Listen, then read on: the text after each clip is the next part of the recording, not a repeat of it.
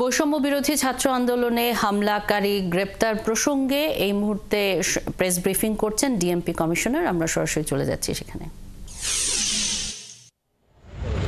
জানাতে পারবো। হ্যাঁ প্লিজ।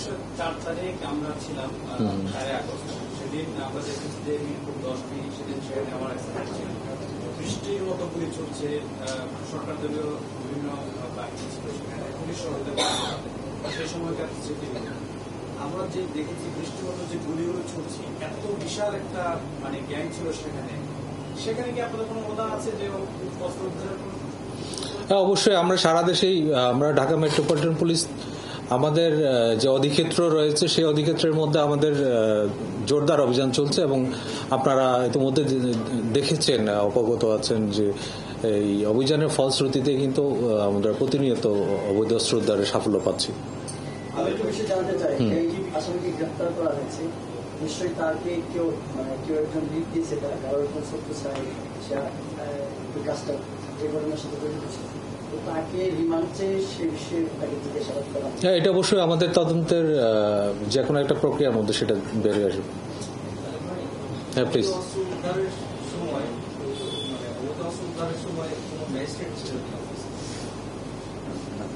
এটা পুলিশের আমাদের নিজস্ব অভিযান।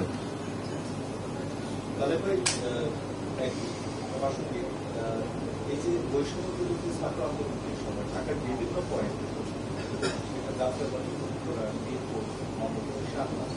আমরা দেখছি যে ছাত্ররা সমন্বয় সাধারণ মানুষ এরা কিছু মার্ক করছে যে এই এলাকায় এই অস্ত্রধারী, যদি আপনি স্পেসিফিক অস্ত্রধারী ওই সময় যারা ঢাকার বিভিন্ন পয়েন্টে অস্ত্র নিয়ে সরাসরি ছাত্রদের হামলা করেছে, আপনার কি এরকম স্পেসিফিক জোনে তাদেরকে খুঁজতেছেন বা এই পর্যন্ত শুধুই ছাত্র জনগণ করে যারা এরকম এদের কতজন গ্রেফতার করবে? আপনারা জানেন ইতিমধ্যে কয়েকদিন আগে আমাদের মিরপুর থেকে এরকম একজন আটক করা হয়েছে অস্ত্রসহ, এবং ইতিপূর্বে আরো কয়েকটা জায়গায় আমরা কিছু অস্ত্রসহ আটক করতে সক্ষম হয়েছি এবং এই সংক্রান্তে আমাদের যে অভিযান সেটা চলমান আছে। আমি আরেকটা বিষয় বলি, সেটা হচ্ছে